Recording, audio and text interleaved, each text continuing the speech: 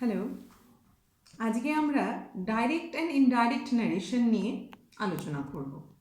আমরা খেয়াল করি যে ছেলেমেয়েরা যখন ডাইরেক্ট থেকে ইনডাইরেক্ট বা ইনডাইরেক্ট থেকে ডাইরেক্ট করতে কিছু প্রবলেমস ফেস করে। আমি আশা করি আজকের ক্লাসের পরে আর সেই প্রবলেমটা হবে না। তো স্টার্ট করবার আগে দুটো term very important in case of direct and indirect narration, reporting verb and reported speech. আগে এই দুটো শব্দকে ভালো করে বুঝে নাও। এই যে আমি লিখেছি দেখো, ডাইরেক্ট অ্যান্ড ইনডাইরেক্ট ন্যারেশন আজকের আমাদের ক্লাস। এই যে সেন্টেন্সটা, একটা সেন্টেন্স আমরা যখন ইউজ করি, আমরা লিখেছি হি সেড, আমি আমার মতন একটা এক্সাম্পল দিয়েছি, he said comma inverted commas I eat rice full stop inverted commas closed. আমরা যখন এইভাবে লিখছি তখন এই দুটো শব্দ, একটা ইনভার্টেড কমাসের ভেতরের যে সেন্টেন্সটা এবং এই শব্দগুচ্ছগুলো হচ্ছে ইনভার্টেড কমাসের বাইরে। ইনভার্টেড কমাসের বাইরেই থাকছে আমাদের ভার্ব, এবং সেই জন্যই এই ভার্বটা যেহেতু এখানে আছে জন্য আমরা এটাকে বলছি রিপোর্টিং ভার্ব। আর যেই কথাটা বলা হয়েছে মানে হোয়াট হ্যাজ বিন রিপোর্টেড, সেটাকে বলা হচ্ছে reported speech. Hope this is clear to you. এবার আমি যেটা বলতে চাইছি যে স্টুডেন্টসদের মধ্যে অনেক সময় এটা তারা মিসআন্ডারস্ট্যান্ড করে reporting verb and reporting speech. আমি প্রচুর ছেলে মেয়েদেরকে বলতে শুনেছি। তো শব্দটা মনে রাখবে, একটা হলো রিপোর্টিং ভার্ব, মানে যেই ভার্বটা রিপোর্ট করছে মানে কি বলছে। আর রিপোর্টেড স্পিচ মানে যেটা বলা হয়ে গেছে, কোট অ্যান্ড কোট যেটা বলা হয়ে গেছে সেটাকে অ্যাজ সাচ আমরা ইনভার্টেড কমাসের মধ্যে রেখে দিয়েছি, তো সেই জন্য সেটাকে আমরা বলছি রিপোর্টেড স্পিচ। এবারে আমরা যখন ন্যারেশন করব, যখন আমরা ডাইরেক্ট স্পিচ থেকে ইনডাইরেক্ট স্পিচের দিকে ট্রান্সফর্ম করব বা চেঞ্জ করব আমরা ডাইরেক্টকে ইনডাইরেক্টে, তখন আমাদের মাথায় কি কি রাখতে হবে। একটা সেন্টেন্স যখন আমরা বলি, ডাইরেক্ট স্পিচ বলতে কি বুঝি আগে সেটা বুঝে নিই। ডাইরেক্ট হলো, যেমন মনে করো আমি বললাম যে আমি আমার স্টুডেন্টকে বললাম হাউ আর ইউ টুডে, বা আমি আমার স্টুডেন্টকে বললাম যে have you done your homework. আমি স্টুডেন্টকে বললাম have you done your homework. তো আমি যখন স্টুডেন্টকে বললাম, তাহলে স্টুডেন্টটি কি করবে, ও কথাটাকে কিভাবে বলবে, মানে the teacher says comma inverted কমাসের মধ্যে বলবো have you done your homework. তাহলে আমি যেই কথাটাকে বলেছি ঠিক সেই কথাটাকেই স্টুডেন্টই আরেকজন বন্ধুকে বলে, you know today my teacher said have you done your homework. Have you done your হোমওয়ার্কটা যেন মনে হয় একদম খাঁচাবন্দি, একদম সেই কথাটাকে কোনো রকম ডিস্টর্শন না করে অ্যাজ সাচ ওটাকে ইনভার্টেড কমাসের মধ্যে যখন রেখে দিলাম, তাহলে এটা কি হলো, ডাইরেক্টলি আমি সেই কথাটাকে, সেই শব্দগুলোকে সেইভাবেই আমরা ব্যবহার করলাম, সেটা হয়ে গেল ডাইরেক্ট স্পিচ। কিন্তু যদি আমরা এই স্পিচটাকে আমরা এইভাবে না বলে, সেই ছাত্রটি আবার আরেকজনকে, ওর মাকে গিয়ে বলতে পারে বাড়িতে, মা জানো আজকে না টিচার আমায় জিজ্ঞেস করেছিল আমি হোমওয়ার্কটা করেছি কিনা। My teacher asks me if I have done my homework. এখানে আইটা কে হয়ে গেল, স্টুডেন্ট হিমসেলফ। তার মানেটা কি, সেই কোডটাকে উঠিয়ে দেওয়া হলো, ইনডাইরেক্টলি বলছে। ডাইরেক্ট স্পিচটা হচ্ছে টিচার, যে স্পিকার তার কথাটাকে সেইভাবেই ধরে রাখাটাকে ডাইরেক্ট স্পিচ বলছি, আর যে স্পিকার তার কথাটাকে ঠিক ওইভাবেই উইদাউট মেকিং এনি ডিস্টর্শন যদি থাকে সেটাকে ডাইরেক্ট স্পিচ বলছি আমরা। কিন্তু যদি সেটাকে ডিস্টর্টেড করে ইনভার্টেড কমাসটাকে তুলে দেওয়া হয়, তখন সেটা ইনডাইরেক্ট হয়ে যাচ্ছে, কারণ সেটা তখন তার মানে বক্তব্যটাকে, তার স্পিচটাকে ওইভাবে না রেখে সেটাকে যে বলছে, আবার সে যেই কথাগুলোকে রিলেট করছে সেটাকে সে নিজের মতন করে বলবে, সেটা হয়ে গেল ইনডাইরেক্ট স্পিচ। এবার আমরা খুব সহজ একটা এক্সাম্পল দিয়ে আমরা যদি এগিয়ে যাই, যেরকম আমাদের কি কি নর্মস, কি কি রুলকে ফলো করা উচিত। সবসময় মনে রাখতে হবে, যখন রিপোর্টিং ভার্বটাকে আমাদের মানে রিপোর্টিং ভার্বের দিকে খুব নজর রাখতে হবে যখনই আমাদের ডাইরেক্ট থেকে ইনডাইরেক্ট স্পিচ করতে হবে। যেমন মনে করো আমি একটা এক্সাম্পল দিচ্ছি, he Sage Ram plays football. এই দেখো লিখেছি একটা সেন্টেন্স, হি সেজ রাম প্লেজ ফুটবল। এখানে যখন আমি বলছি, আমার এখানে রিপোর্টিং ভার্বটা কি, আমি যেহেতু আগেই বলেছিলাম রিপোর্টিং ভার্ব মানে ইনভার্টেড কমাসের বাইরে যে ভার্বটা আছে, সেজ হচ্ছে রিপোর্টিং ভার্ব। তাহলে রিপোর্টেড স্পিচটা কি আছে, বলছে ইনভার্টেড কমাসের ভেতরে পুরো পার্টটাই হচ্ছে রিপোর্টেড স্পিচ। তার মানে আমার যখন ইনভার্টেড কমাসের মধ্যে এই সেন্টেন্সটা আছে, তার মানে এটা ডাইরেক্ট স্পিচ আছে। আমাকে কি করতে হবে? এটাকে আমার ইনডাইরেক্ট করতে হবে। এবার ইনডাইরেক্টটা করব মানে কি, এই যে ইনভার্টেড কমাসগুলোকে তুলে দিতে হবে। এবার ইনভার্টেড কমাসগুলোকে যখন তুলে দেব, কিছু তো মিনিমাম আমাদের চেঞ্জেস করতে হবে। এবার সেটাই বোঝার যে মিনিমাম চেঞ্জেসগুলো কি। যেমন মনে করো, যখন আমি এই সেন্টেন্সটা লিখছি, হি সেজ রাম প্লেস ফুটবল, এখানে আমার সবার আগে চেঞ্জ করার আগে নজর করতে হবে রিপোর্টিং ভার্বটা কোন টেন্সে আছে। খুব ইম্পর্টেন্ট এটা, রিপোর্টিং ভার্বটা কোন টেন্সে আছে। কেন দেখতে হবে? কারণ আমাদের ডাইরেক্ট ইনডাইরেক্ট স্পিচ যখন আমাদের চেঞ্জ হয়, তখন মাথায় রাখতে হবে সবসময় এটা আমাদের চেঞ্জ করেসপন্ডিং পাস্ট টেন্সে পরিণত হবে। করেসপন্ডিং পাস্ট টেন্স বলতে কি বোঝায়? বলছি যেরকম প্রেজেন্ট যদি থাকে তাহলে সেটা হয়ে যাবে পাস্ট, যদি পাস্ট থাকে তবে সেটা হয়ে যাবে পাস্ট পারফেক্ট। এবার বলছি যে প্রেজেন্ট মানে পাস্ট মানে আর পাস্ট পারফেক্ট আছে। প্রেজেন্ট যদি আমি বলি প্লে বা প্লেজ, তাহলে পাস্ট কি হয়ে যাবে? তার প্লেড হয়ে যাবে। এবং করেসপন্ডিং পাস্ট টেন্স যদি আমি সেখানে বলি পাস্ট পারফেক্ট যদি বলি, তাহলে বলবো হ্যাড প্লেড। এবার আমি এখানে একটু তোমাদের বুঝিয়ে দিই যাদের এটার সম্পর্কে ভালো কনসেপশন নেই। এই যে মনে করো আমরা টেন্স যখন পড়ি, টেন্সে কিন্তু আমরা তিনটে ফর্ম পড়ি, তাই তো? প্রেজেন্ট, পাস্ট অ্যান্ড ফিউচার, তাই তো? কিন্তু আমরা এখানে কি নিয়ে ডিল করছি? ভার্ব নিয়ে ডিল করছি। যখন ভার্ব নিয়ে বলবো তখন ভার্বের যে ফর্মগুলো বলবো, তখন কিন্তু একটাকে বলবো প্রেজেন্ট, একটাকে বলবো পাস্ট, আর একটাকে আমরা বলে থাকি পাস্ট পার্টিসিপল। আমি এখানে পাস্ট পারফেক্ট লিখেছি, পাস্ট পারফেক্ট নিয়ে চিন্তা নেই, এটা আমি অন্য বিষয় পাস্ট পারফেক্টটা ইউজ করেছি। আমি যেহেতু ডাইরেক্ট থেকে ইনডাইরেক্ট স্পিচ করবো, সেই জন্য পাস্ট পারফেক্ট কথাটা ইউজ করেছি। কিন্তু আমরা ভার্বের জন্য যখন আমরা তিনটে ফর্ম পড়ি, তখন কি কি করি? আমরা বলছি একটা যদি আমরা বলি প্রেজেন্ট, একটা পাস্ট, আরটাকে বলছি আমরা পাস্ট পার্টিসিপল। যেমন মনে করো আমরা যদি ইট ভার্ব নিয়ে কথা বলি, আমি বলি ইট, এইট, ইটেন। ইটটা কি ভার্ব? কোন form? First form of the verb, second form of the verb and third form of the verb. আমরা জানি তিনটে করে ফর্ম থাকছে। তাহলে ইটটা কোন ফর্ম হচ্ছে? ইটটা প্রেজেন্ট ফর্ম। এইটটা কোনটা হচ্ছে? এটিই, এইট কি হচ্ছে? সেকেন্ডটা, তার মানে হচ্ছে সেটা পাস্ট ফর্ম। আর ইটেনটা কি হয়ে যাচ্ছে? সেটা third form of the verb, মানে পাস্ট পার্টিসিপল ফর্ম। এবার এটা আমরা ভার্বের ফর্ম জানি। যদি আমরা বলি টেন্সের তিনটে ফর্ম কি কি আছে, বলছি প্রেজেন্ট, পাস্ট অ্যান্ড ফিউচার, তিনটে জানি। তার ভেতরে ক্লাসিফিকেশনস নিয়ে আমরা এখন আলোচনা করছি না। কিন্তু যখন আমরা ডাইরেক্ট থেকে ইনডাইরেক্ট ন্যারেশনে পরিণত করব, চেঞ্জ করব, তখন কিন্তু আমাদের ভার্বের ওই তিনটে ফর্মকে অ্যাজ সাচ ভাবলে চলবে না।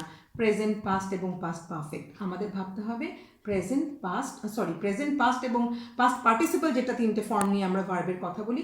এই ক্ষেত্রে কিন্তু সেটা আমরা ভাববো না। আমরা এই ক্ষেত্রে কোনটা নিয়ে ভাববো? আমরা বলবো যে প্রেজেন্টটা তো আমরা জানি, তারপরে করেসপন্ডিং পাস্ট টেন্স তার কি হচ্ছে? পাস্ট, আর তার করেসপন্ডিং পাস্ট টেন্সটা কি হচ্ছে? Past perfect. করেসপন্ডিং মানে কি? তাকে তার এক ঘাট আগে। প্রেজেন্ট মানে এখন যেটা চলছে, পাস্ট মানে যেটা হয়ে গেছে, পাস্ট পারফেক্ট মানে তারও আগে যেটা হয়েছে। করেসপন্ডিং পাস্ট টেন্স, তার মানে যেটা আমি আগে তোমাদেরকে বললাম, এই যে যদি আমাদের রিপোর্টিং ভার্বটাকে কেন লক্ষ্য করতে হচ্ছে ডাইরেক্ট থেকে ইনডাইরেক্ট চেঞ্জ করতে গেলে? কারণ এই রিপোর্টিং ভার্বটা যদি প্রেজেন্ট টেন্স থাকে, তাহলে আমাদের ভেতরে এইখানে টেন্সের কোনো পরিবর্তন ঘটবে না। রিপোর্টেড স্পিচের ভেতরে টেন্সের কোনো পরিবর্তন ঘটবে না। রিপোর্টিং স্পিচের মধ্যে টেন্স কোনটা রয়েছে, এখানে কোনটা দেখে আমরা বুঝতে পারি ভার্ব কি আছে? ভার্ব দেখে আমরা টেন্সকে আইডেন্টিফাই করব। ভার্ব কি আছে এখানে? ভার্ব আছে প্লেজ। তার মানে এটা কোন টেন্সে আছে? Please, present tense. নিশ্চয়ই তোমাদের কারো কোনো সমস্যা নেই এটা বুঝতে। এবার আমি দেখতে পাচ্ছি তাহলে প্রেজেন্ট রিপোর্টেড স্পিচও প্রেজেন্ট টেন্স আছে, রিপোর্টিং ভার্বও প্রেজেন্ট টেন্স আছে। আর রিপোর্টিং ভার্ব যদি প্রেজেন্ট টেন্স থাকে, আমার রিপোর্টেড স্পিচে কোন টেন্সেই থাকুক না কেন, কোনো চিন্তার কোনো কারণ নেই। তাহলে আমরা কেন চিন্তার কোনো কারণ নেই? কারণ ভার্বের কোনো পরিবর্তন ঘটবে না, এখানে টেন্সের কোনো পরিবর্তন ঘটবে না। হ্যাঁ, যখন রাম বলছে he Sage Ram plays football, তাহলে আমি এটাকে তাহলে ডাইরেক্ট থেকে ইনডাইরেক্ট করতে গেলে কি করতে হবে? এখানে একটা কনজাংশন অ্যাড করতে হবে। ইনভার্টেড কমাস দুটো উঠে গেলে একটা কনজাংশন অ্যাড করতে হবে। এই কনজাংশনটা কি? দ্যাট। কনজাংশনটা কি? দ্যাট ইউজ করতে হবে। কি লিখবো তাহলে? বলবে he says that Ram plays football. তো কোনো পরিবর্তন ঘটলো না, কিন্তু এইখানে টেন্সের কোনো পরিবর্তন হলো না। যদি এটা না হয়ে এটা লেখা থাকতো he says I play football, suppose আমি এখানে লেখা থাকলো he says I play football. এবার মনে করো আরেকটা সেন্টেন্স দিলাম আমি, he says I play football. এখানে আমরা কি দেখছি, হি সেজ হচ্ছে রিপোর্টিং ভার্ব, রিপোর্টিং ভার্ব কোন টেন্সে আছে, প্রেজেন্ট টেন্স। রিপোর্টেড স্পিচ কোনটা, এই পার্টটা রিপোর্টেড স্পিচ কোন টেন্সে আছে, ভার্বকে খুঁজে বার করো, ভার্ব হচ্ছে প্লে, কোন টেন্সে আছে, প্রেজেন্ট টেন্সে আছে। তার মানে আমরা দেখতে পাচ্ছি যে এখানে প্রেজেন্ট টেন্স থাকলেও এইটার টেন্সের কোনো পরিবর্তন ঘটবে না। শুধু কি ঘটবে আমি জানি, ইনভার্টেড কমাসটা তুলে দিলে দ্যাট লাগাতে হবে একটা আমাদেরকে এখানে। আর কি করতে হবে, এখানে একটা দ্যাট লাগাতে হবে। আর কি বলবো, হি সেজ দ্যাট। এবার এটা আইটা হি যখন বলেছে আই প্লে ফুটবল, মানে এই আইটা কে, এই হি, তাহলে বলতে হবে আমাদের হিটাকে। এবার আই আর তো বলতে পারবে না, কারণ এটা তো ডাইরেক্ট নয়, এটাকে ঘুরিয়ে বলানো হচ্ছে। বলছে তাহলে হি সেজ দ্যাট, দ্যাটটা কনজাংশনের অবশ্যই ইউজ হবে। হি সেজ দ্যাট হি প্লেজ, যেহেতু হি হয়ে গেল থার্ড পারসন সিঙ্গুলার নাম্বার, তারপরে হয়ে যাবে প্লেজ ফুটবল। আমি প্রয়োজনে তোমাদেরকে পরে কনজুগেশন নিয়েও একটা আলোচনা, একটা ক্লাস করব, তখন বুঝতে পারবে এই সমস্যাগুলো, টেন্সের সমস্যা কোনোদিন হবে না। তাহলে এটা বলছে he says that he plays football. তাহলে কোনো সমস্যা হচ্ছে না, কেন সমস্যা হচ্ছে না, because reporting verb is in present tense. Hope this is very clear. ঠিক এইরকম যদি আমি আরও কিছু এক্সাম্পলস তোমাদেরকে দিই, সাপোজ আমি বললাম দ্য টিচার সেজ, মুখেই বলছি, the teacher says Ram was absent yesterday. বললাম দ্য টিচার সেজ, সেন্টেন্সটা একটু বড়, the teacher says comma inverted comma start, Ram was absent yesterday. দেখো আমি এখানে আরেকটা সেন্টেন্স তোমাদের দিচ্ছি, কারণ আগের সেন্টেন্সের মধ্যে আমি কি করেছিলাম, রিপোর্টিং ভার্বটাকে প্রেজেন্ট রেখেছিলাম আর রিপোর্টেড স্পিচটাকেও প্রেজেন্ট রেখেছিলাম। তো তোমাদের বুঝতে বলে বুঝিয়ে দিয়েছিলাম যে রিপোর্টিং ভার্ব, রিপোর্টেড স্পিচটা ওইখানে প্রেজেন্ট টেন্স থাকার ফলেও কোনো পরিবর্তন ঘটেনি। কারণ কি, ও যেই টেন্স থাকবে সেই টেন্সেই ওকে রাখতে হবে রিপোর্টেড স্পিচকে। কেন, কারণ রিপোর্টিং ভার্বের টেন্সটা দেখতে হবে কোন টেন্সে আছে, যদি প্রেজেন্ট থাকে তাহলে কোনো চেঞ্জ হবে না। তাহলে এখানে teacher says Ram was absent yesterday কি হওয়া উচিত, বলতে হবে, এবার টিচার মনে করে এই কথাটা 10 দিন আগে বলেছিল, টিচার মনে করে এই কথাটা 10 দিন আগে বলেছিল, 10 দিন পরে এই কথাটাকে আমরা আবার ইনডাইরেক্ট ওয়েতে বলছি, তাহলে কি বলবো, the teacher says that, that অবশ্যই হবে conjunction, the teacher Sage that Ram was absent, change হচ্ছে না কোনো টেন্সের, রাম ওয়াজ অ্যাবসেন্ট ইয়েস্টারডে। এবার ইয়েস্টারডেকে আমার পরিবর্তন করতে হবে, কারণ টিচার যেদিন বলেছিল তার আগের দিন রাম অ্যাবসেন্ট ছিল, কিন্তু আমি এই কথাটাকে রিপিট করছি 10 দিন পরে।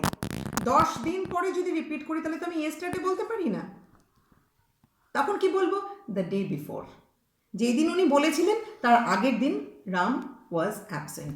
ঠিক এইভাবে আমাদের জিনিসগুলো চেঞ্জ হচ্ছে, কিন্তু চেঞ্জ হচ্ছে না কি, টেন্সটা চেঞ্জ হচ্ছে না। কেন চেঞ্জ হচ্ছে না, কারণ রিপোর্টিং ভার্বটা আমার প্রেজেন্ট টেন্সে আছে। রিপোর্টিং ভার্ব প্রেজেন্ট টেন্সে থাকলে রিপোর্টেড স্পিচের কোনো টেন্সে চেঞ্জ হবে না, সে যেই টেন্সেই থাকুক না কেন। আগের এক্সাম্পলটা দিয়েছিলাম প্রেজেন্ট দিয়ে, এবার এক্সাম্পলটা দিলাম পাস্ট দিয়ে, কিন্তু আমরা দেখছি ওটাই রয়ে যাচ্ছে। আশা করি এখানে কোনো সমস্যা হবে না তোমাদের। এবারে চেঞ্জটা হবে ভাবার বিষয়গুলো যখন আমাদের রিপোর্টিং ভার্বটা হয়ে যাবে পাস্ট টেন্সে আসবে। এবার রিপোর্টিং ভার্বটা পাস্ট টেন্সে যদি আসে, যেমন মনে করো আমি একটা এক্সাম্পল দিলাম, হি সেড, আমি একটা সহজ এক্সাম্পল দিয়ে করি, আই ইট রাইস, ছোট্ট সেন্টেন্স, লিখতে সময় কম লাগে।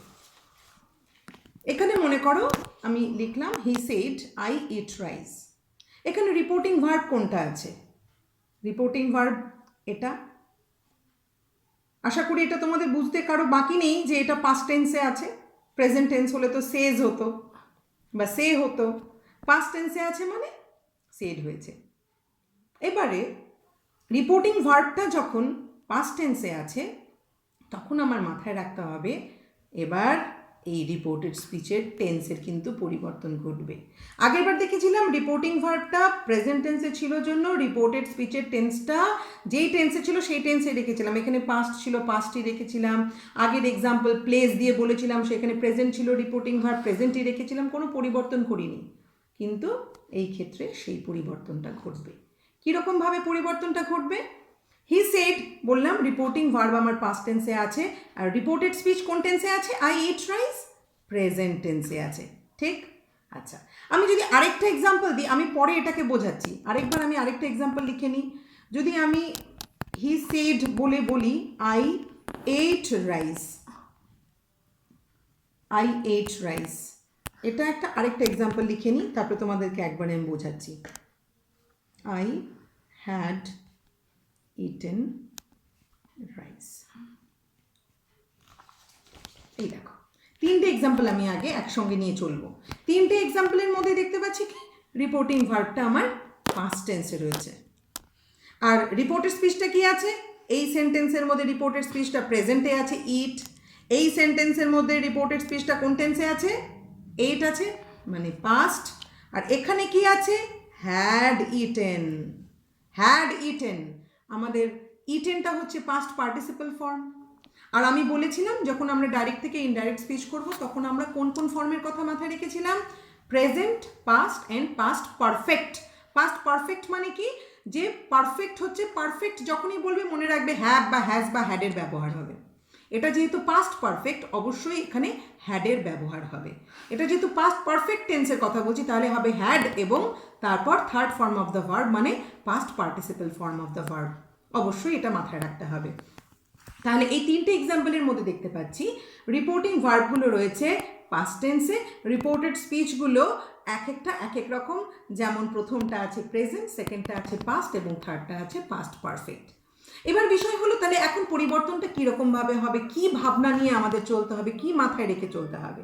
বলছে যখন আমাদের রিপোর্টিং ভার্বটা পাস্ট টেন্সে আসছে তখন আমাদের পরিবর্তনের সময় রিপোর্টেড স্পিচের যেই টেন্সে থাকুক না কেন সেটার করেসপন্ডিং পাস্ট টেন্স হয়ে যাবে। করেসপন্ডিং পাস্ট টেন্স মানে আমি একটু আগেই তোমাদেরকে বলেছিলাম, করেসপন্ডিং পাস্ট টেন্স বলতে কী বলেছিলাম?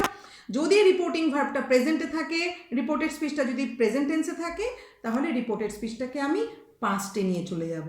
যদি রিপোর্টেড স্পিচটা পাস্ট টেন্সে থাকে তাহলে সেটাকে আমি ধাক্কা দিয়ে কোথায় নিয়ে চলে যাব? পাস্ট পারফেক্টে নিয়ে চলে যাব। আমি এই কথাটাকে মনে রাখবার জন্য আমি সবসময় আমার ছাত্রছাত্রীদেরকে একটা সিঁড়ির এক্সাম্পল দিয়ে বোঝাই, যাতে সেটা তাদের কাছে খুব সহজেই বোঝার মতন হয়ে যায় এবং সেটাকে তারা ভোলে না সহসা। তো আমি দেখাচ্ছি।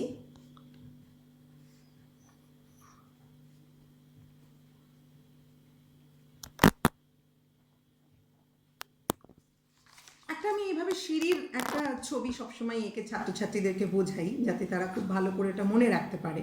কারণ এটাই হলো মেইন, যদি আমরা বলি কি রুল। মানে আমি যে করেসপন্ডিং পাস্ট টেন্স বলেছিলাম, কখন আমি করেসপন্ডিং পাস্ট টেন্সের এক্সাম্পলটা নেব? যখন রিপোর্টিং ভার্বটা আমার পাস্ট টেন্সে আছে। এবার রিপোর্টিং ভার্বটা পাস্ট টেন্সে আছে আর রিপোর্টেড স্পিচটা আছে প্রেজেন্ট টেন্সে, মানে আমার পজিশনটা কোথায়? এখানে, এইখানে। এই একটা ছাদ আমি এঁকেছি এবং ছাদটাকে ওঠার জন্য দুটো সিঁড়ি বেয়ে আমাকে ছাদটাকে উঠতে হবে। প্রথম সিঁড়িটার নাম হচ্ছে প্রেজেন্ট, দ্বিতীয় সিঁড়িটার নাম হলো পাস্ট এবং ছাদের নাম হলো পাস্ট পারফেক্ট। এবং এই ছাদের পাশেই একটা বড় খাল রয়েছে। ঠিক আছে? এখন প্রশ্ন হলো, আমাদের যদি রিপোর্টিং ভার্বটা পাস্ট টেন্সে থাকে তাহলে আমাদের রিপোর্টেড স্পিচটা যদি প্রেজেন্টে থাকে, মানে রিপোর্টিং ভার্বটা পাস্টে থাকলে রিপোর্টেড স্পিচ যেই টেন্সে থাকুক না কেন সেটার করেসপন্ডিং পাস্ট হবে। যদি এখানে প্রেজেন্টে থাকে তাহলে একটা করেসপন্ডিং মানে এক স্টেপ পিছিয়ে যেতে হবে। এক স্টেপ এখানে পিছিয়ে মানে আমাদের এখানে এক স্টেপ উঠিয়ে দেওয়া। পিছিয়ে যাওয়া মানে ইতিহাসের দিকে যাওয়া, পাস্টের দিকে যাওয়া। যদি আমাদের রিপোর্টেড স্পিচ প্রেজেন্ট থাকে তাহলে এক ধাক্কা দিয়ে আমাদের সেটাকে পাস্ট টেন্সে কনভার্ট করে নিতে হবে। যদি আমাদের রিপোর্টিং ভার্বটা প্রেজেন্ট পাস্ট টেন্সে এবং রিপোর্টেড স্পিচটা পাস্ট টেন্সে থাকে, দেখো এই ক্ষেত্রে প্রথম এক্সাম্পলটা বলেছিলাম reporting verb past tense, reported speech present tense. প্রথম এক্সাম্পল বলেছিলাম রিপোর্টিং ভার্ব যদি পাস্ট টেন্স থাকে আর সেই ক্ষেত্রে যদি রিপোর্টেড স্পিচের জায়গা প্রেজেন্ট টেন্স থাকে তাহলে ওকে এক ধাক্কা দিয়ে আমি পাস্ট করে দেবো। তার মানে কি করব আমি এক্সাম্পলটা কি করব, ইটের পাস্ট টেন্স কি হয়ে যাবে, ওকে এক ধাক্কা দিয়ে আমি পাস্ট করবো বললাম, ও প্রেজেন্টে আছে, সিঁড়ি দিয়ে এক ধাক্কা উপরে ওকে তুলে দিতে হবে। তাহলে এখানে কি লিখবো, হি সেড দ্যাট, ইনভার্টেড কমাস উঠে গেলে কনজাংশনের দ্যাটের ইউজ হবে, তোমরা সকলেই জানো। বলবে হি সেড দ্যাট, হি আইটা হি হয়ে যাবে কারণ স্পিকার ইজ হি, এই বোঝানোর দরকার নেই, আমি বুঝিয়ে দিয়েছি, ডাইরেক্ট উঠে গেছে, এখন আইটা হি হয়ে যাবে। হি সেড দ্যাট হি, ইটটা ছিল, তাহলে ইটকে একটা সিঁড়ি ধাক্কা দিয়ে তুলে দেওয়ার কথা আমি বলেছিলাম, ওই আগের সিঁড়িটার নাম কি ছিল, পাস্ট, তো ওকে পাস্টে কনভার্ট করে দিতে হবে, ইটটা হয়ে যাবে এইট।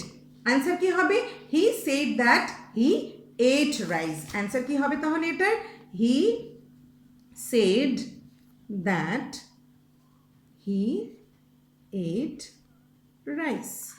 খুব সহজ, দেখো কোনো চেঞ্জ নেই, আর শুধু ইটটা হয়ে গেল এইট, শুধু এইটুকু পরিবর্তন, কারণ প্রেজেন্ট ছিল, প্রেজেন্টটাকে পাস্ট করা হয়েছে। এবার দ্বিতীয় এক্সাম্পলে চলে আসি আমি, he said I ate rice. যদি বলি he said I ate rice, এইটটা কোন টেন্সে আছে, পাস্ট টেন্সে, আর রিপোর্টিং ভার্ব তো পাস্ট টেন্সেই আছে, রিপোর্টিং ভার্ব পাস্ট টেন্সে আছে মানে এই টেন্সটাকে আমাকে করেসপন্ডিং পাস্ট টেন্স করতে হবে, আরেকটা পাস্টে পিছিয়ে নিতে হবে। তো এখন কি আছে, এখন পাস্ট আছে, করেসপন্ডিং পাস্ট টেন্সের আমি এক্সাম্পল এখানে বলেছিলাম, প্রেজেন্ট থাকলে পাস্ট হবে, পাস্ট থাকলে পাস্ট পারফেক্ট হবে, ঠিক আছে? তো তাহলে এখানে আমার পাস্ট আছে, রিপোর্টেড স্পিচ পাস্ট আছে, তাহলে কি হয়ে যাবে, এটা পাস্ট পারফেক্ট। রিপোর্টেড স্পিচ মানে এইটা এখানে আছে, ওর পজিশনটা এই মুহূর্তে কোথায় আছে, ও আগের ক্ষেত্রে এক্সাম্পলে বলেছিলাম ওর জায়গা ছিল প্রেজেন্ট, ওকে ধাক্কা দিয়ে আমি পাস্টে এনেছিলাম, এবং এই এক্সাম্পলে ওর জায়গাটা কোথায় আছে, ও এইট আছে, এইট মানে ও পাস্টের সিঁড়িতে আছে, তাহলে ওকে এক ধাক্কা ওকে তুলে দিতে হবে, তুলে দিলে মানে ও কোথায় চলে গেল, পাস্ট পারফেক্টে চলে গেল। পাস্ট পারফেক্ট বলতে কি বলেছিলাম, had plus past participle form, হ্যাডটা অবশ্যই দিতে হবে পাস্ট পারফেক্টে, had plus third form of the verb, মানে third form of verb, third form of verb মানে কি, পাস্ট পার্টিসিপল ফর্ম। তাহলে থার্ড ফর্ম অফ ভার্ব যদি পাস্ট পার্টিসিপল হয়, তাহলে ইটের পাস্ট টেন্স ছিল, ইট ছিল এখানে, ওটাকে এইট করেছিলাম, এবার এইট আছে, এইটের তাহলে থার্ড ফর্ম কি হয়, eat, ate, eaten, third form of the verb মানে ইটেন, তার আগে লাগছে হ্যাড, কেন, এই যে পাস্ট পারফেক্ট বলেছি, পারফেক্ট মানেই হ্যাড লাগাতে হবে। তাহলে এই যে ছাদ, এই ছাদটার নাম কি বলেছিলাম, পাস্ট পারফেক্ট, আর ও তো একদম এই সিঁড়িতে আছে, পাস্ট টেন্স আছে, রিপোর্টেড স্পিচ, ইনভার্টেড কমাসের ভেতরে তো পাস্ট টেন্স আছে, তাহলে ইনভার্টেড কমাসের ভেতরে পাস্ট টেন্স আছে জন্য ওকে কি করব, একটা ধাক্কা দিয়ে ছাদে তুলে দেব, তার মানে পাস্টটাকে কিভাবে পরিণত করব, নামও পরিবর্তন হয়ে যাবে, তখন ওর নাম কি হয়ে যাবে, পাস্ট পারফেক্ট। তাহলে এইট যদি থাকে তাহলে এটের পাস্ট পারফেক্ট কি হবে, হ্যাড ইটেন।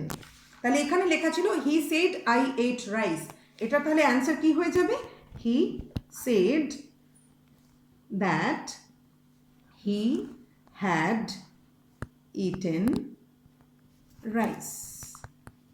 দেখো কি সহজে এটা হয়ে গেল, he said that he had eaten rice, কেন, এইটটা ছিল পাস্ট, পাস্টের করেসপন্ডিং পাস্ট টেন্স হয়ে যাচ্ছে পাস্ট পারফেক্ট।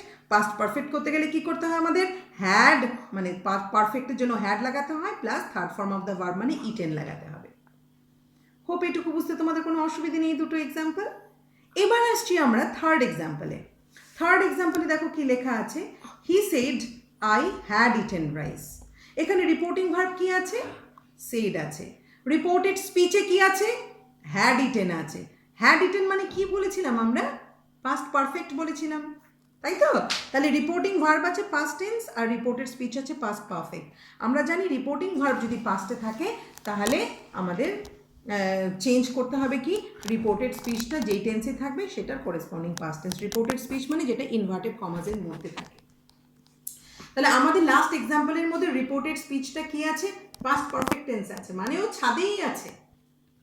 আগেরবার দেখেছিলাম প্রেজেন্টে থাকলে ওকে একটা সিঁড়ি উঁচু করে দিয়েছিলাম, পাস্টে পাঠিয়ে দিয়েছিলাম, যখন পাস্টে ছিল তখন আরেক সিঁড়ি উঁচু করে ওকে ছাদে নিয়ে গেছিলাম, পাস্ট পারফেক্টে নিয়ে গেছিলাম, কিন্তু এবার ও তো পাস্ট পারফেক্টেই আছে, মানে ছাদেই রয়েছে, উপরে তো আর কোনো সিঁড়ি নেই, ধাক্কা দিলে কি হওয়ার আছে সম্ভাবনা, পড়ে যাওয়ার সম্ভাবনা আছে, তবে তো আমরা ধাক্কা দেবো না নিশ্চয়ই। তাহলে যেহেতু ধাক্কা দেবো না, তার মানে পাস্ট পারফেক্ট টেন্সটাকে পাস্ট পারফেক্টই রাখবো, কোনো চেঞ্জ করব না। তবে এখানে তাহলে কি দাঁড়াচ্ছে, হি said I had eaten rice, কি বলবো তাহলে, হি সেড দ্যাট, প্রতিবারের মতন দ্যাট কনজাংশনটা লেগে যাবে। হি সেড দ্যাট হি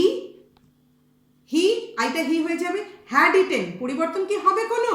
না। কেন হবে না? কারণ ছাদ থেকে ধাক্কা দিলে পা ভেঙে যেতে পারে, ওকে ধাক্কা দেওয়া যাবে না, ও যা আছে ওকে তাই রাখতে হবে। তাহলে লিখবো এখানে he said that he had eaten rice, কোনো পরিবর্তন হলো না। আশা করি এটুকু বুঝতে তোমাদের কোনো অসুবিধা নেই। এটাই কিন্তু মেইন কনসেপ্ট।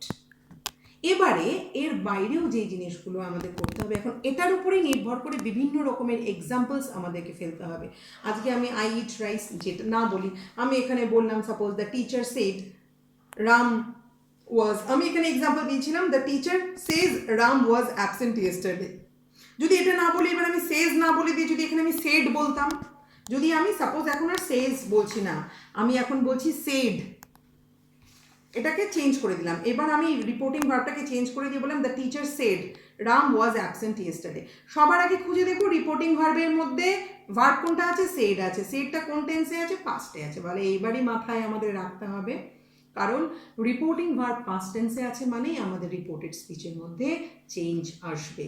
এবার ভালো করে খেয়াল করা হোক রিপোর্টেড স্পিচটা কোন টেন্সে আছে। রিপোর্টেড স্পিচে লেখা আছে রাম ওয়াজ অ্যাবসেন্ট ইয়েস্টারডে। বুঝতে নিশ্চয়ই কারো অসুবিধে হচ্ছে না যে এখানে ভার্ব হচ্ছে ওয়াজ এবং ওয়াজটা পাস্ট টেন্সে আছে। রিপোর্টিং ভার্ব পাস্ট টেন্সে আছে, তাহলে রিপোর্টেড স্পিচ যেই টেন্সেই থাকবে তার করেসপন্ডিং পাস্ট টেন্স হয়ে যাবে। পাস্ট আছে, তাহলে পাস্টটা কি হয়ে যায়? সিঁড়ির থেকে একদম তুলে ছাদে উঠে যাবে ও, তাই তো? তাহলে এটা কি হয়ে যাবে? Past perfect tense. ওয়াজের পাস্ট পারফেক্ট টেন্স কি হবে? Had been. হ্যাড লাগবে পারফেক্ট, আর ওয়াজ অ্যাকচুয়ালি কি ভার্ব? ভার্বটা কোন verb? Be verb. Be verb হচ্ছে অ্যাম, ইজ, আর, তাই তো? অ্যাম, ইজ, আর হচ্ছে প্রেজেন্ট, ওয়াজ, ওয়ের হচ্ছে পাস্ট, আর থার্ড ফর্ম হচ্ছে been, B double E N. তা আমি এখানে কি লিখবো? The teacher said that Ram had been absent the day before. ওয়াজটা পাস্ট আছে, ওয়াজটা কি হয়ে যাচ্ছে তাহলে? এখানে অ্যান্সারটা হয়ে যাবে the teacher said that Ram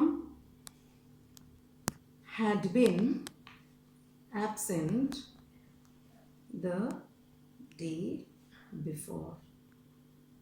The day before ও বলতে পারি, the previous day ও বলতে পারি, কোনো অসুবিধার কোনো কারণ নেই, একটু চেঞ্জ হতে পারে। বাট আমি এখানে মেন কনসেপ্টটাকে বোঝাবার চেষ্টা করছি, কারণ এর বাইরেও আরও অনেক কিছু আছে যেটা মাথায় রাখার। তবে the teacher said that Ram had বিন, বোঝা গেছে? তাহলে আমার এখানে যেই সেন্টেন্সে থাকুক না কেন, আমি সহজভাবে বোঝানোর জন্য আই ইট রাইসের এক্সাম্পল নিয়েছি। আমার এখানে কোনো কিছু দেখার দরকার নেই, শুধু দেখার আছে কি ভার্বটা কি আছে। ভার্বটাকে খুঁজে বার করো, ভার্বটাকে খুঁজে সেটাকে অ্যাকর্ডিংলি চেঞ্জ করো। রিপোর্টিং ভার্বটাকে দেখো কোন টেন্সে আছে। রিপোর্টিং ভার্বটা প্রেজেন্ট টেন্সে থাকলে রিপোর্টেড স্পিচের টেন্সের কোনো পরিবর্তন ঘটবে না।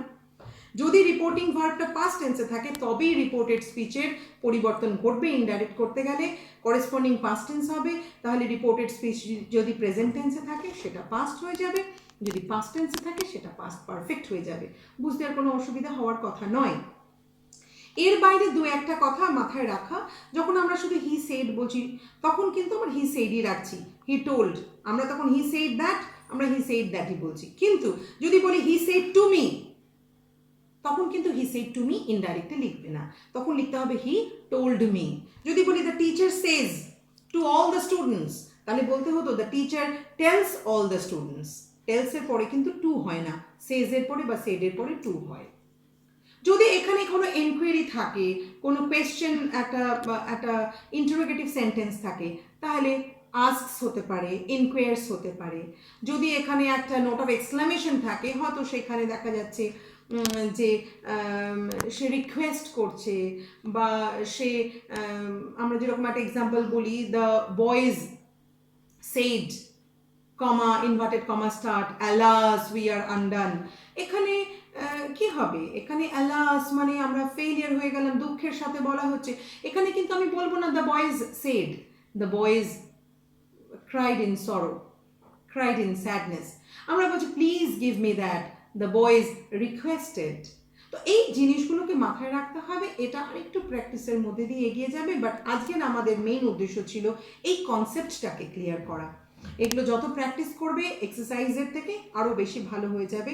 আরও কিছু বলার এখানে শুধু মাথায় রেখেও সেডের জায়গা হবে না। এবং সাপোজ আবার আরেকটা কথা বলছি, এবার যদি ইন্টারোগেটিভ সেন্টেন্স হয় সেই জায়গাগুলো আবার একটু অন্যভাবে দেখতে হবে।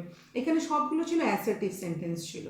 ইন্টারোগেটিভ সেন্টেন্স যদি হয়, সাপোজ একটা এক্সাম্পল দিচ্ছি, he says to me inverted comma start are you ill.